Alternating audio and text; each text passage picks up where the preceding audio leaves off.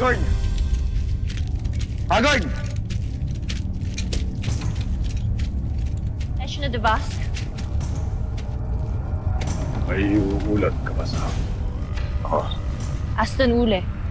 Patungkol dito sa pinaplanong danayang paglusob at pakikipagdigma sa inyo. Mamaya bago sumakit ang gabi. Mas, Yaya. Ayaw akong tigilan ang hara ng mga diwata. Humila! Tawagin mo mga kawal at mga masna. Sabihin mong pupulungin ko sila. And I Duva, Panginoon.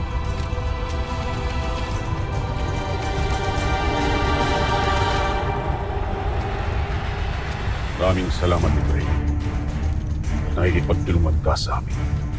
Ibaro, bakit mo po ito ginagawa?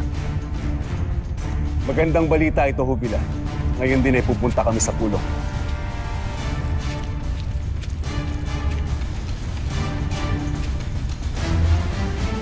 Tagumpay tayo sa ating ginawa. Nagbigay na ng hudyat ng digmaan ng mga diwata. Hindi ko akalain na magpapasya si Donayan ng pakikipagdigma sa akin. Talaga palang isasakripisyo na niya ang buhay ni Lira at Lira. Hindi ko rin siya masisi, Hagorn. Yung ayaw tumigil ng yung mga kawal sa panggugulo at paglusob sa Lireo. Ano ang sinasabi mo, Ibrahim? Hindi mo alam ang mga pinaggagawa ng yung kawal eterian. Anong klase kang pinuno kung gano'n? Umalis ka na. Tapos na ang kailangan ko sa'yo. Ngunit paano ang lunas, Hagorn? Ay ibibigay ko sa'yo pag pinalaya mo na si Antora. Gusto ng mga hinihingi mo, Hagorn. Masyado na marami. Ibibigay ko sa'yo ang lunas para sa buhay ng iyong anak. Kung palalayain mo si Antora at dadalhin mo sa akin. Huli nitong hinihingi mo. At sana rin tuparin mo rin ang ating pinagkasunduan. Dahil kung hindi, ay titiyakin kong uubusin ko kayong lahat sa gagawin digmaan mamaya.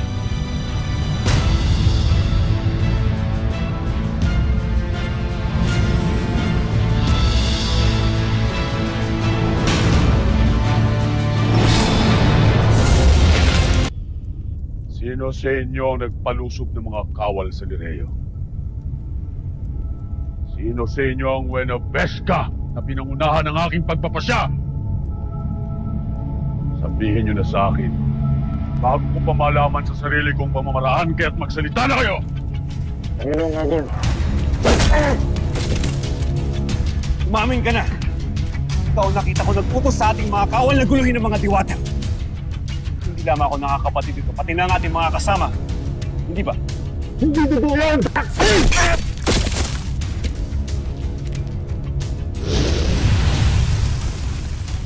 Dahil sa ginawa ninyo ay mapapabilis ang ating pakikipagdigma sa mga diwata. Isang digmaan na nais ko sanang maantala hanggat hindi dumarating ang ating mga bathala. Balit ngayon ay hindi na natin maiiwasan. Kaya makinig kayo sa aking dadalhin!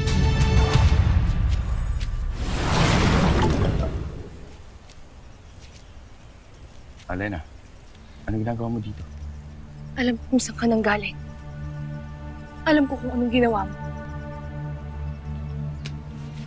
Pero, hindi ikaw to. Wala sa iyong dugo ang pagkakanulo ang lahat ng umaasa sa'yo.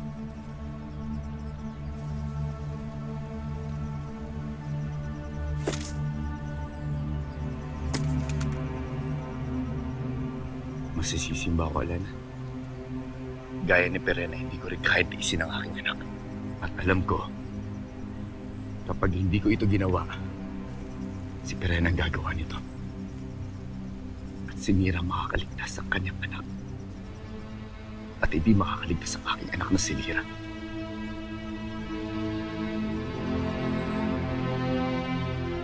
Alena, hindi ko rin naman ito gusto eh.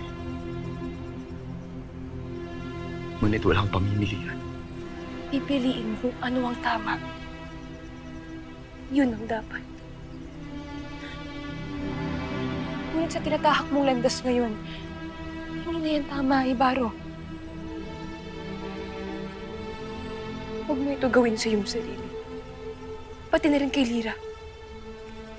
Huwag mong hayaan na bumalik si Mira.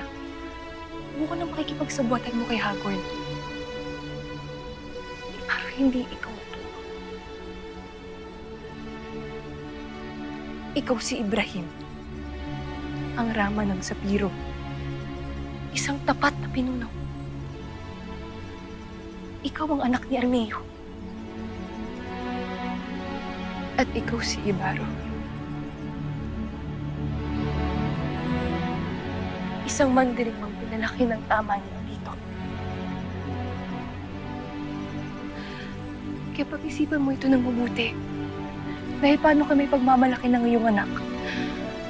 Kung naibalik mo ang kanyang buhay, bunga ng kataksilan mo.